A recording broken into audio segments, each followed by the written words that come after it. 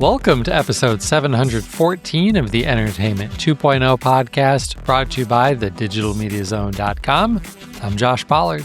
And I'm Richard Gunther. And this is the show that puts you in control of your favorite movies, music, shows, and games. And we have some feedback. Do we or do you? Well, I mean, it came to, where did it come? It came to our email address, which is entertainment20 at thedigitalmediazone.com. There you go. So it's to us. I guess technically it is, but it's really to you. So I'll read it since it's mostly to you. This is from longtime listener Kyle. He says, "My family is really loving Castle Impossible. My kids are convinced they are actually going to find the long-lost treasure. The recent episode where they built a medieval tavern was epic. Thanks for recommending this show, and thanks for the podcast." And thanks for writing to us, Kyle. Yeah, this is something I've been watching, and I think it's just kind of an adorable show with this incredibly cute couple that inherited a castle in France, as one does. Totally. And very normal. They largely on their own money that they raise by holding events at the castle are renovating it and doing a lot of the work themselves. So it's pretty cool. I've been enjoying it, and I'm glad he likes it. Yeah, love it. All right, well, when you go 3 weeks without a show, news tends to pile up. Although that would make it sound like most of this news is old, and it's not really. But some pretty important things happening in our world over the last couple of weeks. So let's start with one of our most frequent topics, and that is Plex. And you might be a little bit confused when I tell you that this is about Plex Pass pricing, and you're going to say, "But Josh, didn't you talk about that like 2 or 3 episodes ago?"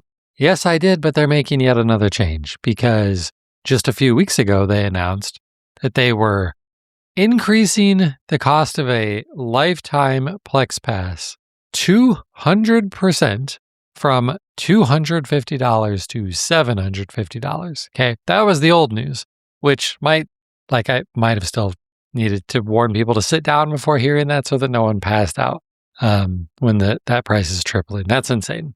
But apparently they heard you, and they heard the complaints. I shouldn't say complaints because there's a lot. And I don't want to disparage anybody who wasn't happy about that, because they've got a new idea for you. They have a new plan. Okay, $750 for a lifetime. They understand that for some people that's just too much. But what would you pay for a 5-year plan? I've never seen a software as a service do this before. They're offering a 5-year plan for the low price of $250. Hey, that sounds familiar. It does sound really familiar. Oh, right. That's what a lifetime subscription used to cost just a few weeks ago. Yeah. But this does save you some money because ordinarily, if you just want to pay like by the month or by the year, you would be paying $7 a month or $70 per year. So you will save $100 over the course of 5 years if you buy the 5-year plan. And I don't know, in 5 years, maybe the lifetime subscription is going to be $1,500, $2,000. So, oof. Wow. Probably not $2,000, but who knows? Depends on how much RAM is required to run Plex. That is true. Yeah. That is very likely. Yeah, this strikes me as clever backpedaling. They knew their customers were not happy with the increase. It was an absurd increase. It was an increase that was designed to say, we don't want you to buy lifetime licenses anymore. Right. That's why they did it. Yep. And they pretty much said as much. Yeah. So to kind of soften that, they're like, okay, well, we'll still have something that you're used to paying for at your price, but it's going to expire in 5 years. Now, this, I think, is frankly a lot more palatable, particularly if you're interested in the Plex Pass service from them. And many people that listen to this show do use that in one way or another. So this may be a more viable option for you. And it's far more likely that Plex is going to survive for 5 more years than it is for the 13 years it would take to break even on the lifetime plan. That is a good way of looking at this. Yeah. I like that. Do you think, at least twice a year, I would say, Plex discounts their Plex Pass subscriptions? Do you think they'll discount the 5-year plan? Ooh, that would be really interesting. I don't think we're ever going to see discounts on the lifetime plan again, ever. So that might be an option they would consider. Yeah. I like that idea. They should do that. That would be nice. Yeah. So, around Thanksgiving, look for a discount on Plex Pass because watch it this space. always happens. Yeah. All right, Richard, a service you have used and loved has passed on. For a good while, I've been using an app called TV Time, and this is a TV and movie tracking app that you could use to create lists of stuff that you wanted to watch, that you have watched, that you used to watch, stuff like that. And it was a listener of this show that had recommended that I check this out. So I did, and I liked it. It had a social aspect to it, which was kind of cool. Per episode, they had like a social feed where members could just post images or talk about what happened in the episode. All full of spoilers, of course, but it was designed in a way that you wouldn't see them until you actually noted that you had watched something. Well, this has been a free app forever.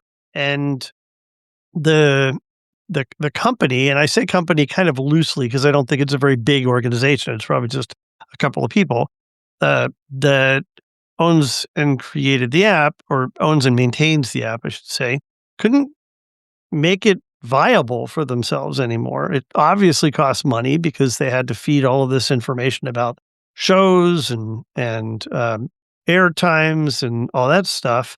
They didn't want to do an advertising model in the app because they were afraid that would cheapen the app. And they, from some tests that they had done, found that there wouldn't be an appetite for a paid model for the app. So they decided to kill it instead.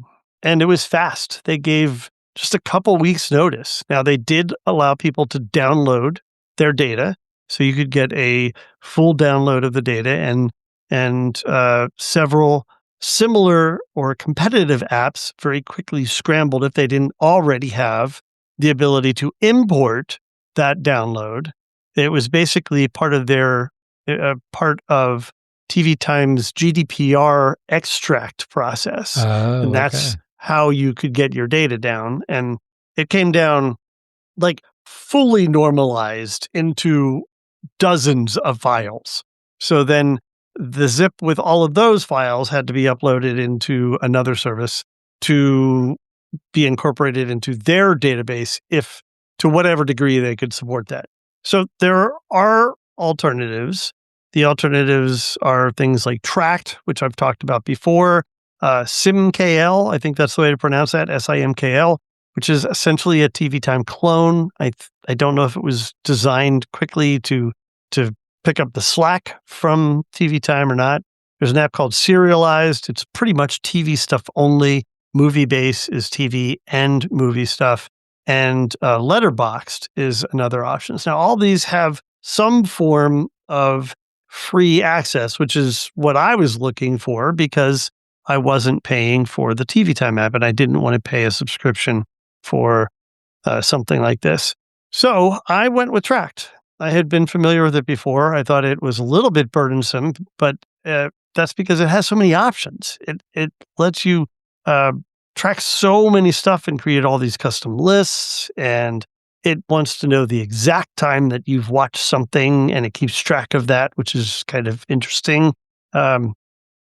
Importing things was really, really easy because they actually improved their importer specifically to work better with this. And they came out with a TV Time-like version of their app on the web. So they created web views that pretty much mimic the way the views in the TV Time app looked for Nice. stuff that's coming up and stuff that's in your lists. So if you're interested in that and you did download your data and you haven't made a decision yet, Tract is a pretty good alternative to consider there. Unfortunately, because they didn't give us a whole lot of time and we haven't recorded recently, we didn't get time to warn everybody to go ahead and download their data. So hopefully anybody still using this app did that in advance.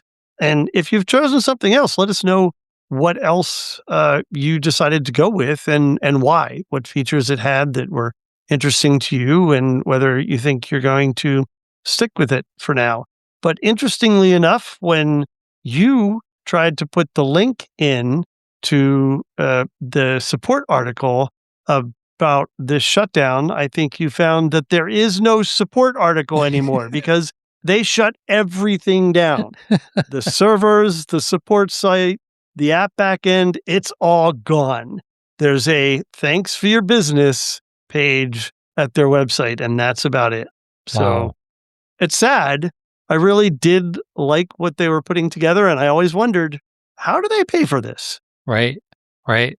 Every time you've talked about these services, I've thought, I should do this because every time I sit down to work on show notes for the show, I look around to the rest of my family and I say, can you remind me what we've watched over the last week?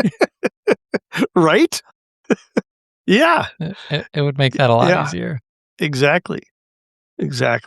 So, yeah. So it's sad. It's a shame that that's gone. But there are alternatives, and hopefully you can find another home for that kind of information that you want to track. All right. Well, next up, we have a very weird kind of story about HDHomeRun. We haven't talked about HDHomeRun in a while, but of course, this is the company that makes TV tuners so that you can get over-the-air television to your computers or your streaming box or your tablet or phone or what have you. And most recently, their biggest, most popular products have all been network-based. You take this box, you put it on your network, it connects out to the internet, and it connects to your over-the-air antenna, and it pulls in, depending on the box, either an ATSC-1, old-style digital TV, or an ATSC-3, new-style digital TV, formatted content over the air. Well, they were getting a little bit of flack that they should be able to support the service that they offer to people to get TV, and in particular, things like emergency broadcast messages, whether the internet is available or not. And that's a pretty good point. If your internet goes out, you shouldn't not be able to watch TV, right? Right. Now, of course, if you have streaming services, you can't anymore, but that's a whole different issue. And I think the real driving force here was, in fact, the emergency broadcast signal, because that's something that is important and gets sent out over the airwaves, now over phones and stuff like that too. But that is a key part of any service or device that can present broadcast signals to you has to be able to carry those emergency broadcast signals. So they have done an update, and they have demonstrated now that their HDHomeRun devices, I don't know which ones in particular, but their HDHomeRun devices will now run whether or not the internet is connected. And you might ask, well, why couldn't they always do that? Like, just because they connect to your device over your internet, like your phone or your TV or whatever else, just because they connect to that through your network, why does the internet have to be involved? And here we get to the nasty old thing that we hate talking about, which is DRM. So just because they had to have DRM working and they had to be able to talk back to the mothership, they had this DRM scheme that required an internet connection. So what this will make available to you now, if you have one of these devices, is unencrypted ATSC 1 and 3 signals. Which So what would be for encrypted? 1.0 is practically everything. Everything. Yeah. Everything. But providers were starting to experiment and are still playing around with how to apply DRM to content that they're sending over the air, which pretty much sucks. Mhm. And Silicon Dust is now really making the case with the FCC that, if they're supposed to be making these signals available to everyone, then the FCC should pretty much prohibit anybody providing content over ATSC3 for now, while the platform is still being built out to from using DRM on the content. Let's just make this a little bit easier right now while we're trying to figure this all out and make content available to everyone. So this is still evolving. It will change over time, but the bottom line is that if you have one of these HDHomeRun devices to get over-the-air content to a streaming device that you use, your phone, your TV, what have you, then it will be able to work even if your internet connection is down, which is new. It didn't used to. Yeah. I know because my internet went down during one of the World Cup matches. And this is how I was watching World Cup matches was with my HDHomeRun tuner. And I just couldn't watch it. Yeah, that's ridiculous. And I'll bet that is exactly the kind of content that the provider would want to encrypt. Right. For sure. Yeah. For sure. So yeah, this news did kind of surprise me. It kind of came out of nowhere. But it's better news than TV time shutting down. So I'll take it.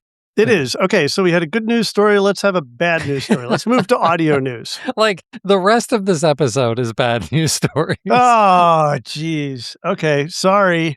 Now we're in the bad news part. Okay, so our audio news is a price increase, and you've probably heard by now, but Apple Music is raising its prices, and this is going to affect pretty much not all, but pretty much every plan.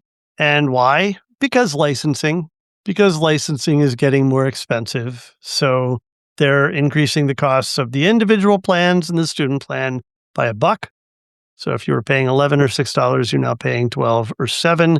This will go into effect in August. Family plan is going up $3 to $20 now. The Family and Premier Apple One plans are each going up $2, but for some reason, the individual Apple One base plan price is not changing. That's weird. I don't understand. Yeah. I don't understand. Very weird. And just a reminder, as stuff like this is happening, and I'm thinking about it, I'm like, oh, yeah, I'm in this boat.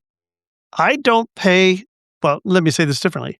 I pay for my Apple One service, and I pay for it monthly. And that's more expensive than paying for it annually. So if your plan that you have has an annual option, don't forget that, as with most services, you'll save about 2 months of the fees by paying annually. And it makes it a bigger pill to swallow. But overall, over the course of the year, you're saving, I don't know, like 13% or something like that. Right. So, right. I had never even considered that with my Spotify subscription, but I totally should. Right. Assuming that they have an annual discount. But like you said, most of these services do. Yeah, most of them do. Now I'm going to have to go look. Good tip, Richard. Good tip. Yeah. All right. Well, good tip with some bad news. The rest of this is pretty much just bad news without any good tips, I think. So let's get into it. We, on the last 2 episodes, had talked about how it sure looks like a lot of bad things are going to happen at Xbox, but we're going to wait until it's all official to really talk about it. Well, a bunch of people who work for Xbox Game Studios came back from the 4th of July holiday to receive pink slips.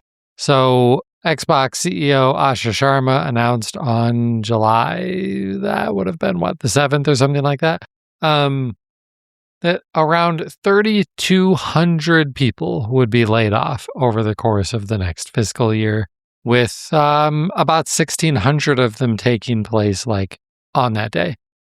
That's about 20% of the Xbox workforce. That's enormous. Yeah, the 3,200 is about 20% of the workforce. Exactly. So it was about 10% that was let go immediately. Yeah, that's huge. That's huge. Yeah. And I mean, we of course have to stop and pause and say that while there's a lot of like bad news and what does this mean for gamers and all of that stuff, the people that this matters to the most are those 3,200 people losing their jobs, especially in this very weird economy, and especially if they want to stay in the gaming industry, because woof, that this industry is in serious trouble. So, yep, really feel for all the people who are losing their jobs right now. But what else does this mean? Well, because there were a lot of rumors about certain studios might be closing down, and we got real information about that too. So, Compulsion Games and Double Fine are two studios that were rumored to be closing. They're not. They're instead returning to an independent status. They will just be independent studios like they were before Microsoft acquired them, which this feels like best case scenario because Microsoft could have said, we're just shutting you down. They could have said, hey, we paid a bunch of money to acquire you. If you want to go back to independent, you're going to have to buy yourself back from us. And I don't think they did that. I think they basically just let them go. So if I have that correct, like that was kind of a cool thing for them to do. Two other studios, Ninja Theory, they're the ones who make the Hellblade games, and Undead Labs, who make zombie games, of course. They are being sold to different owners. We don't know who those owners are yet. I think they're still in negotiations around that, but they are in the process of being sold, which is probably also good news. They will probably be able to retain most of their staff, you would hope. But anytime companies change hands like this, there is always a possibility of people getting let go as redundancies and things like that. And then the last one is Arcane Lyon. And this one's a little bit weirder because they're in France. So France has their own special labor laws. And so there's all sorts of contractual stuff that Microsoft needs to do with the French government to make sure that they're following all of the laws there. But it looks like they're heading in the same direction of probably being sold to new owners or potentially going independent, but don't really know for sure on that one just yet. And that one is a little bit interesting because the game that they're working on right now is Blade, aka the vampire dude from the Marvel Cinematic Universe. Like, they're making a Marvel game, and Microsoft was like, we don't think this is going to work. Like, if you don't think a Marvel game is going to work, that's... Well, but is it that the game isn't going to work, or that that's really all that they had on their roadmap that could have been of value, right? Like, that game might work great, but if you can't sustain that, then you're not an asset to the overall portfolio. Yeah, but I mean, that's kind of how these game studios work. Like, you're only as good as your last game. And if your last game doesn't do well, you're probably getting shut down because there aren't a bunch of other things that you're working on typically. Yeah. It's not always the case, but yeah. So why did Microsoft do all of this? Well, apparently their margins were not just bad, they were really bad. Xbox margins were 3 to 10 times, not percent, 3 to 10 times lower than their competitors. And they say that that's basically due to overexpansion, which is them buying all of these studios, and slow Game Pass growth. And I don't think that's even the right way to describe the Game Pass situation. They had targets of Game Pass eventually being something that would have 90 million subscribers. There just aren't enough Xbox console players to reach those numbers. And even on the PC side, like I don't think the buy rate on the PC side has been that high either. So like they don't really share these numbers, but market speculators have estimated that maybe they got to like 33 to 35 million subscribers and then lost a bunch last year when they jacked the price up so much. So they were never going to hit those targets. And Yeah. yeah. The projections they did were kind of ridiculous. Wall Street Journal did a really interesting piece on this too, and basically saying that their margin was like 3%. They were getting 3% from this whole friggin' business, which is insane for this large of a business. And they also attribute it to the move from media that you purchased for $70 a pop to these subscription models that people are less and less inclined to pay these high prices for. Right. But we've never really known how the money works out for Microsoft and for the studios and all of that when they ink these deals, because it's different for every studio. It's different for every game from every studio. And they, of course, make the studios sign NDAs to not publicly disclose the terms of these contracts. So we don't really know. And it sure sounds like it's not working out super well. Yeah. Well, the other thing to remember is that, Microsoft has been gobbling up game studios for the last 10 years or more, right? Almost, yeah.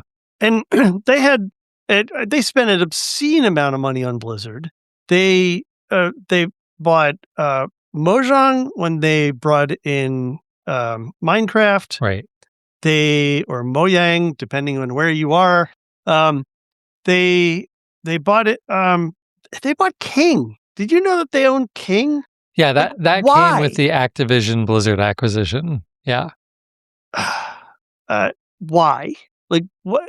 Well, I'll tell you why. Because those two studios that you just referenced, Mojang and King, are their two most profitable studios. Okay. All right. I think of King as like time waster games on your phone. Yep. But those like pull in all sorts of money. It's crazy. Yeah. King. There were some people that were saying that this like we all just shortened it to the Activision acquisition, or maybe the Activision Blizzard acquisition. But there were multiple people that I heard say, no. This is really about getting King, because that's where the real money. Like we're all focused on Call of Duty, but yeah, that they had basically no foothold in the mobile space, and King got them money from the mobile market. So yeah, interesting. Yeah, for just $69 billion to acquire Activision Blizzard and King. just a mere.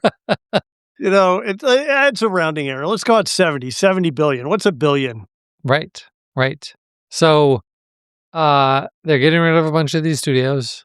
And what are they going to do next? Well, they are focusing on their major properties now instead. They're going to focus on Halo and Elder Scrolls and Fallout and Minecraft, of course. They're really hoping that Minecraft is going to continue to grow, which is still insane. Like Minecraft has been around for over 15 years, but it is still one of the most played video games available. It doesn't hold a candle to the monthly active players of Roblox, but they're trying to increase it. They want to beat Roblox. So they're actually doing a little bit of reorging here too. And Mojang is now going to report directly to Asha Sharma. Like this is a big reset at Xbox, and I'm very nervous about where it goes. I fear that Game Pass is not long for this world. I would not be surprised at all if Game Pass doesn't make it to the end of the year. Although maybe it's got to last longer than that because of people buying subscriptions for multiple months or years at a time. I don't know. Yeah, I mean, it would have to at least play out through those who have purchased an annual subscription now, right? Yeah. You would think that they wouldn't want to deal with the accounting of having to reimburse people and all of that crap. Right. Right. So then what does that look like? From now on, you buy individual digital games and now you're back to paying $70 a game for bits that are going to reside in your Microsoft locker somewhere. Yeah, which seems totally safe, right? It's an interesting transition. That worked so well when you bought movies from them, right? Well, hey, it still does work really well when you buy movies from Microsoft. Well, I don't think you can anymore, but Oh, yeah, you may be right. Maybe they did shut that yeah. down. No, they shut that down. Yeah. Yeah. You're right. They shut that down. But my point being, this digital only world, and then where do those bits reside? Is a quandary. It's something that I don't think we've adequately solved, and we'll probably talk about that more shortly. Yeah, you're not going to have to wait very long. How about this next story where Sony announced, hey guys, just want to let you know that whenever we put out our next console, it will not have a physical media drive in it. And then they just kind of shuffled off back into the bushes. Homer Simpson right back into the bushes after making this announcement. As you might imagine, the internet exploded. How dare you remove these physical games from us?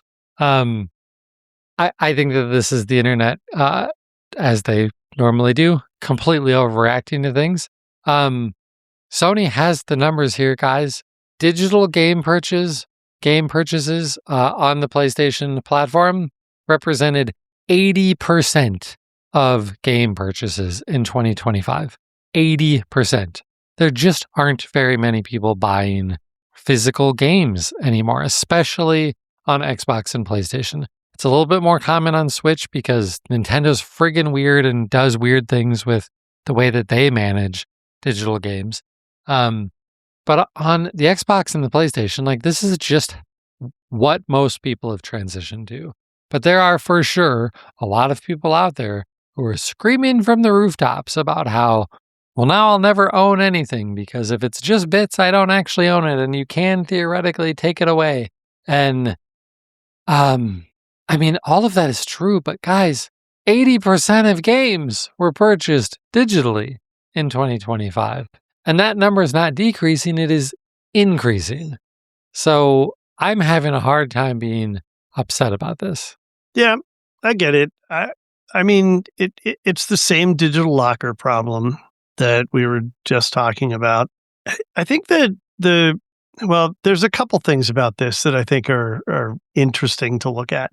One is that it is because Sony put a Blu-ray drive in the PlayStation that Blu-ray won right the high definition DVD war.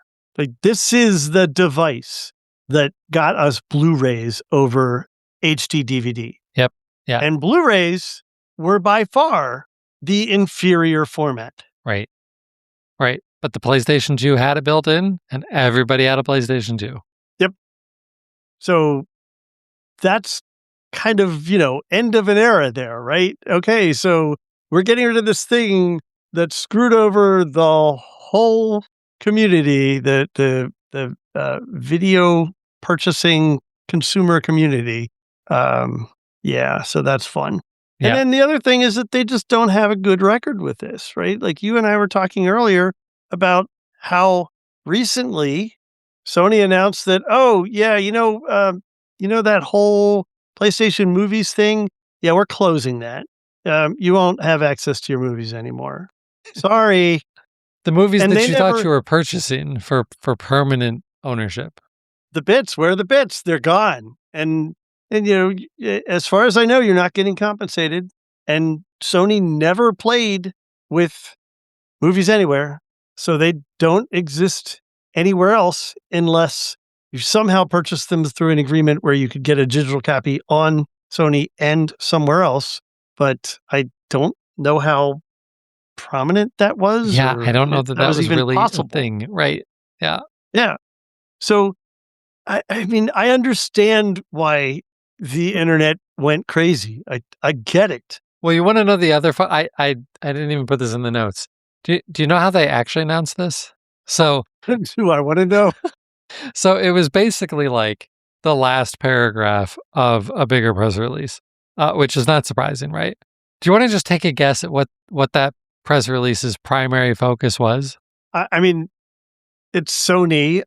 I don't know. Maybe some game that they were announcing. Nope, nope, you're not gonna believe this. They Okay. were announcing that you will only be able to buy games digitally from them at the bottom of a press release whose main focus was them announcing the closure of 2 of their other digital video game marketplaces. Oh, and by the way, Yeah, yeah. wow, So wow. when I saw this news come across, I was like, "Oh my gosh, Sony is brilliant." They had these really 3 pieces of bad news that were closing Yeah. these 2 stores. It was for the Vita and the PlayStation 3, I think. And we're not gonna do physical media after 2028.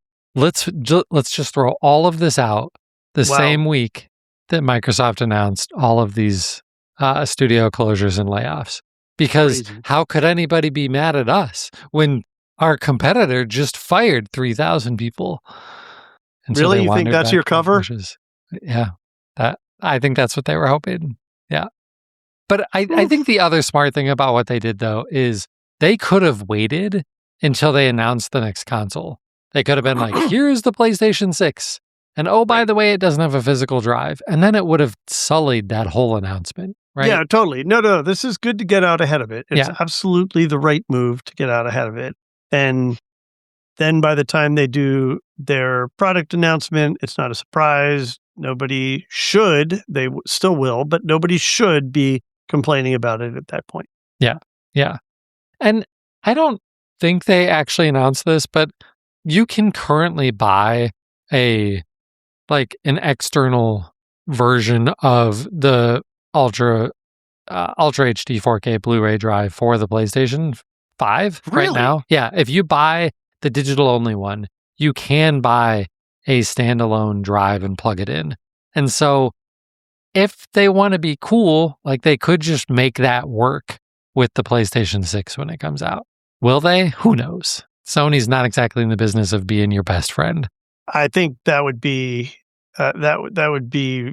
I don't even know the word that I can say without us having to bleep it. But that would be that would take some chutzpah to do that, to not make that forward compatible. Yeah. Yeah. That's yeah.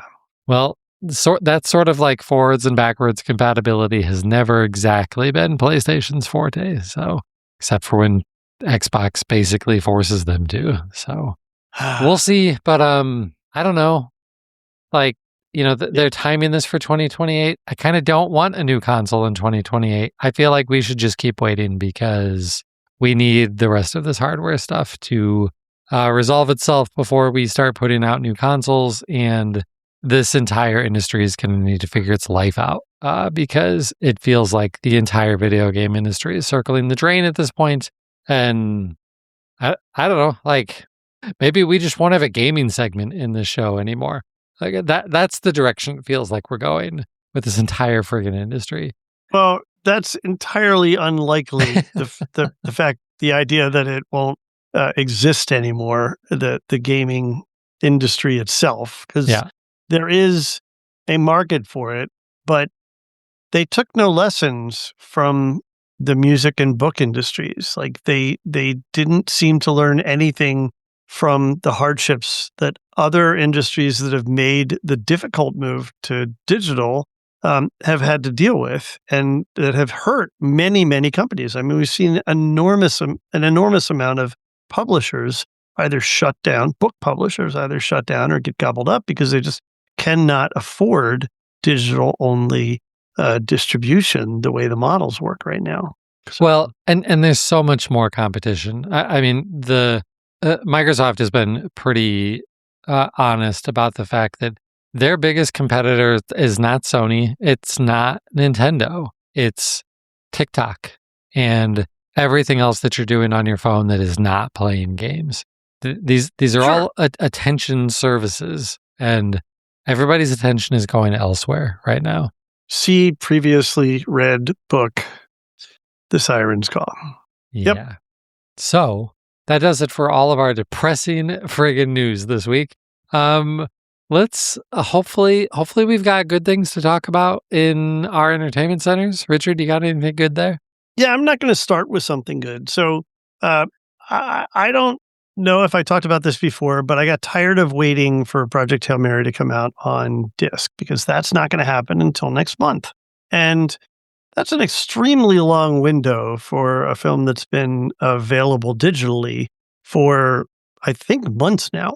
So I went and purchased it through Apple TV.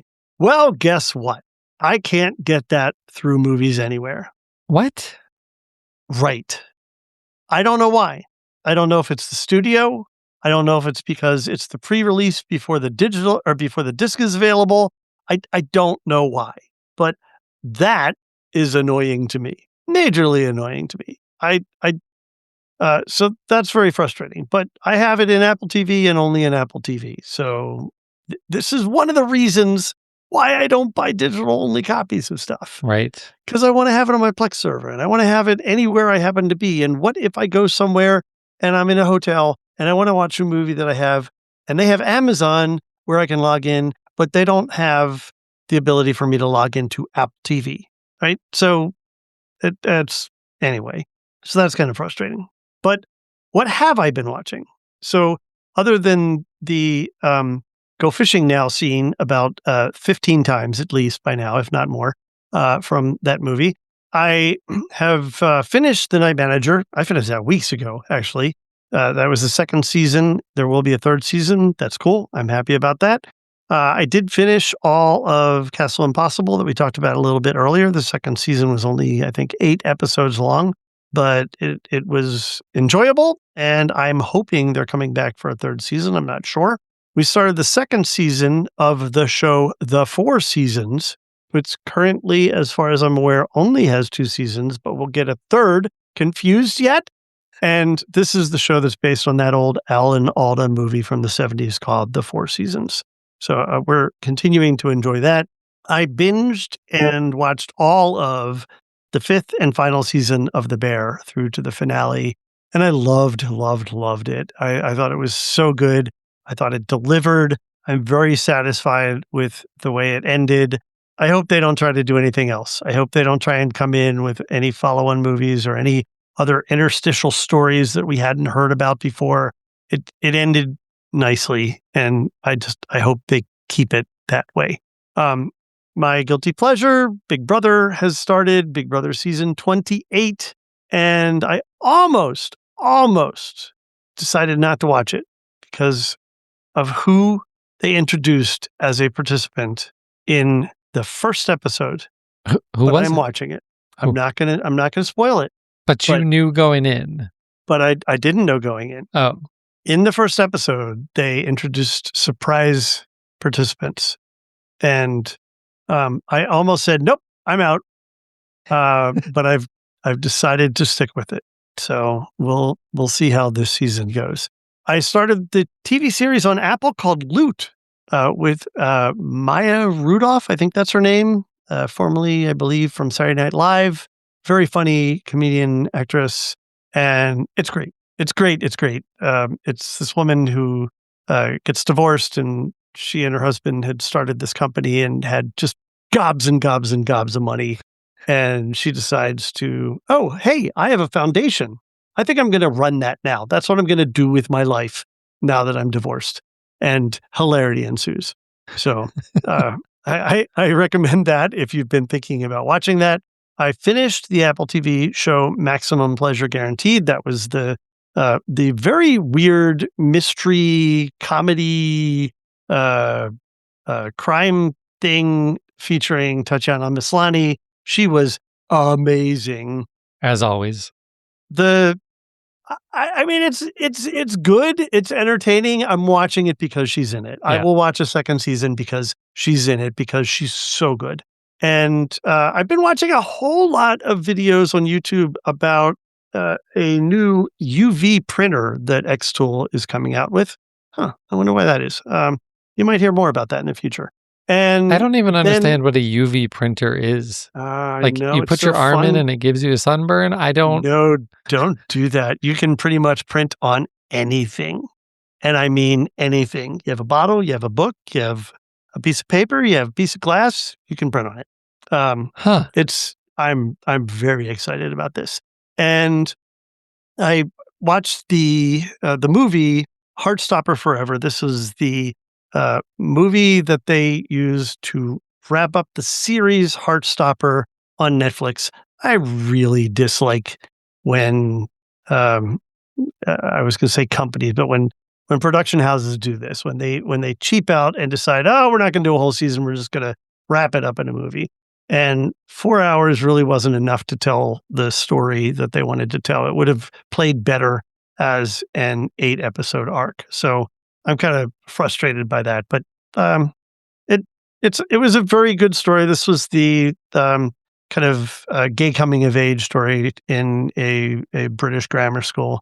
And I did like it. I thought it was a great story. I think it was adapted from a graphic novel series. Hmm. So that is done now. And I started reading, and I actually started by reading the Ooh. physical book, Dungeon Crawler Carl. And? It's fine. So I started by reading the introduction, and I read that just in the book. And there's a reason that I did that. I won't go into it, but then I took a long trip this weekend, and I listened to a good part of the book while I was driving, and I'm impressed by all the voices and everything. And I really can't believe it's all one person. Um, that's you're gonna have to convince me of that because Right. I don't understand how. It But seems like there's no possible way it's only one person, yeah, and somehow it is. I don't understand. But I so I am not a gamer, and I have never been involved in gameplay, meaning like physical gameplay or imagination gameplay.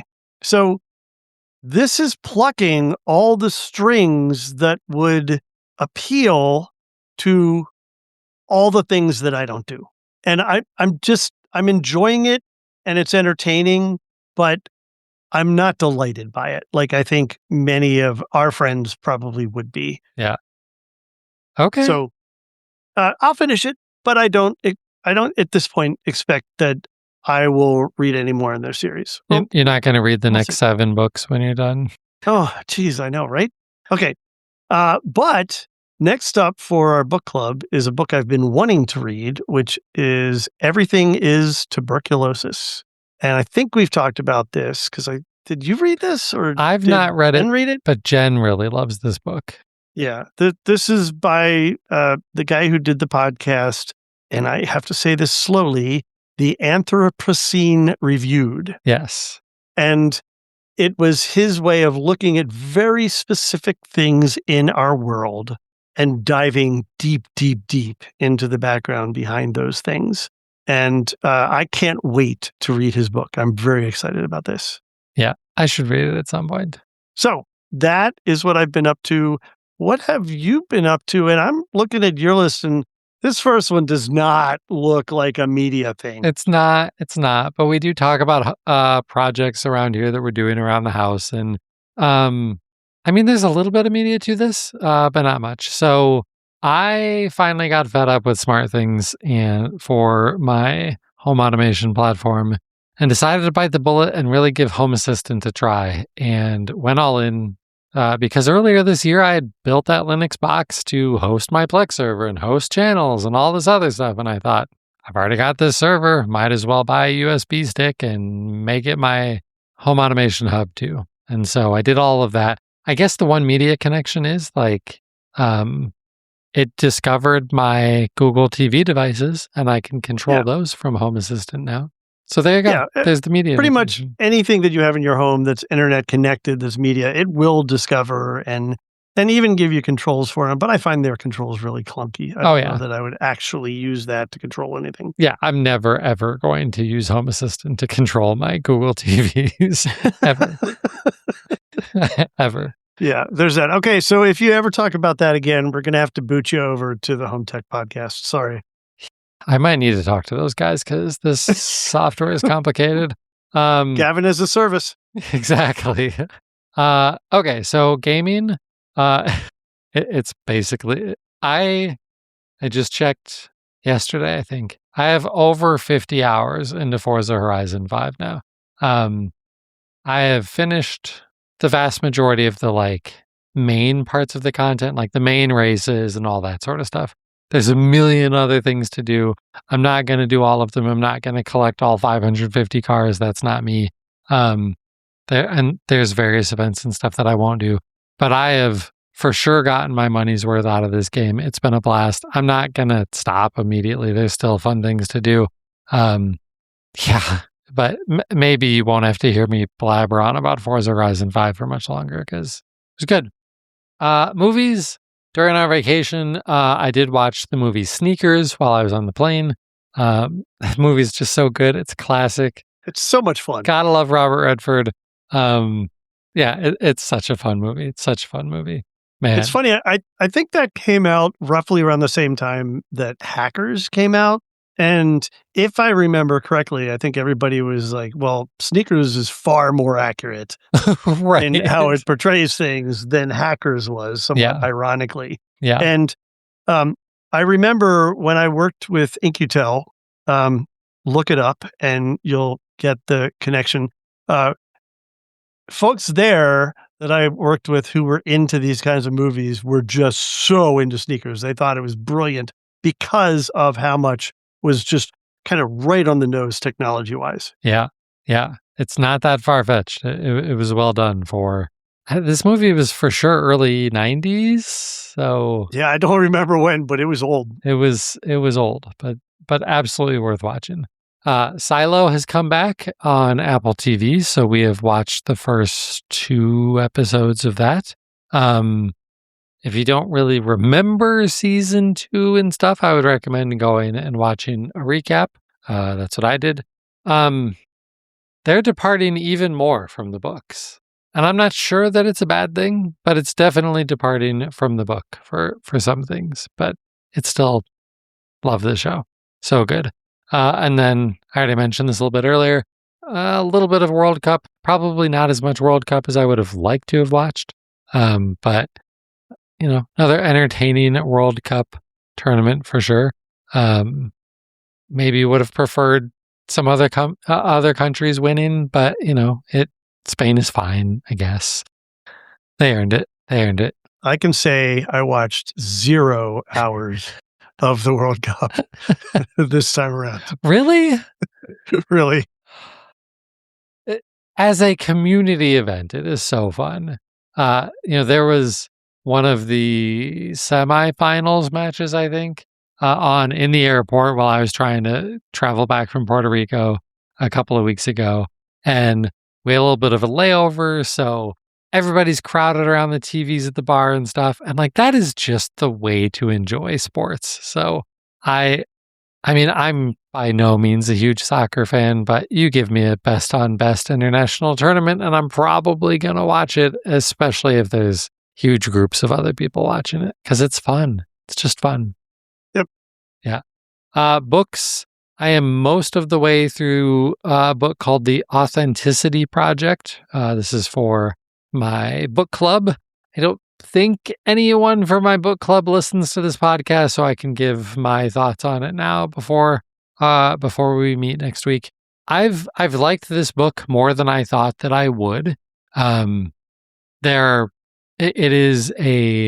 is a novel where someone gets an idea of, we spend our whole lives being super fake. What if instead we weren't? And so he opens a journal and writes a few pages about what his life is actually like, and then leaves it in a coffee shop for someone else to find. so that they can read it and then do the same thing and pass it along. And Wow. it's a neat idea. And so, of course, all of these people end up finding each other and interesting things happen. And it, at some points, feels like a rom-com as a book. But it's mostly fun, even if it is a little bit unbelievable. I found it enjoyable. Is it the greatest book ever? By no means. But it was a fun summer read it's not dystopian. It's not going to make you depressed like so many of the other things that are going on in our world. So it's got that going for it. Good. Yeah. And that is what's going on in my entertainment center. So that's it really for this week's episode. If you'd like to get a hold of us, there's a lot of ways you can do that. You should just go over to our website, www.thedigitalmediazone.com. Get all of the show notes for the show, links to everything that we talked about, plus all of our contact information, including our social media handles. We're on Blue Sky, at Josh Pollard for me, richardgunther.com for Richard over there. Richard tends to hang out more on Mastodon, though, where he's just at Richard Gunther. I am technically on X at Josh Pollard, and so is the website DigiMediaZone, but I would rather talk to you on Blue Sky, so find us over there. But that is going to do it for episode 714. He's Richard Gunther, and I'm Josh Pollard. Thanks for listening to Entertainment 2.0. Adios. Goodbye.